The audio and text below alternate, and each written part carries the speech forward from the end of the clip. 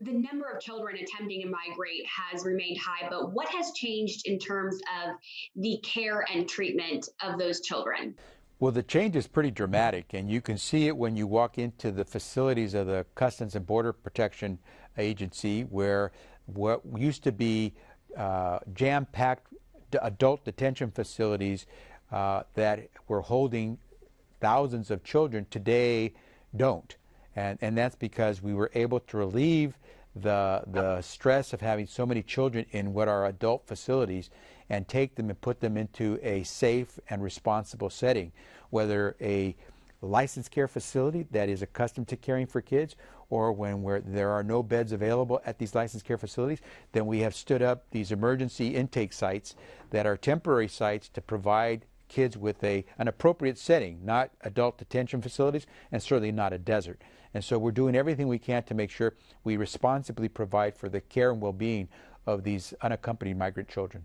There have been a lot of compassionate Texans who have aimed to volunteer to help wherever they can. What kind of actions have you seen by just everyday citizens to help and to respond during the situation?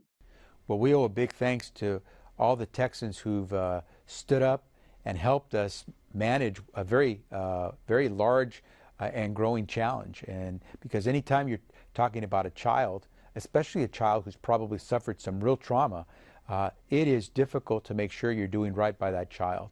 And we thank all those men and women in Texas who have helped us make sure that these children have a safe place, that we feed them well, we provide them with a place to sleep, we let them engage in the activities that you would want to see a child engage in. We provide them with medical services, behavioral health services, and while we only have them temporarily, we're doing what we can to make sure that they recognize that at least temporarily in our custody and with the help of women and men from Texas, we're going to do right by these kids. Here in Texas, Governor Abbott has announced plans to attempt to build a border wall along the border of Texas using money from an online fundraising site. Do you believe that that would deter the migration of unaccompanied children? What kind of impact do you think that it would have?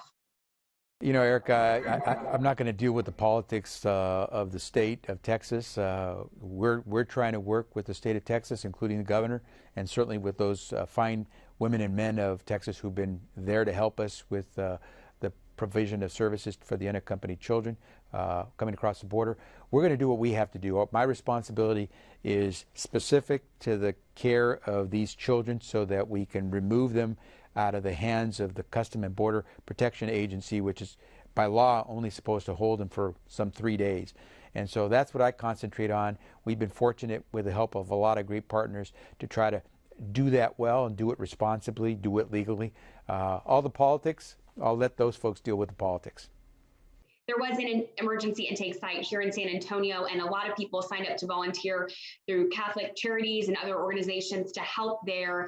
The governor did make some allegations about care in the site. Some of the volunteers disputed those, and the site did close about a month ago.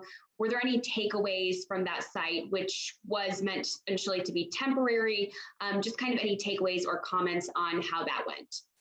I tip my hat to the people of San Antonio who helped make that site, a temporary site, one that worked for these kids. You know, anytime you convert a convention center or a large facility that wasn't meant to necessarily take care of children into a place for not just children, but children who've gone through some real trauma, it's a major accomplishment. And we thank everyone who made the San Antonio site possible. It was a short-term lease that we had because obviously the center has to go back to doing its regular course of business.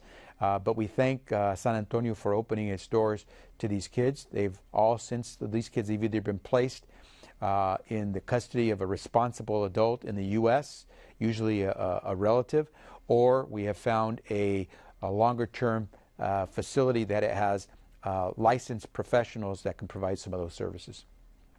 There are a lot of Texans who are very moved by the challenges these children have faced before and are even facing now, and are looking for ways to help and be of service. What guidance do you have for them?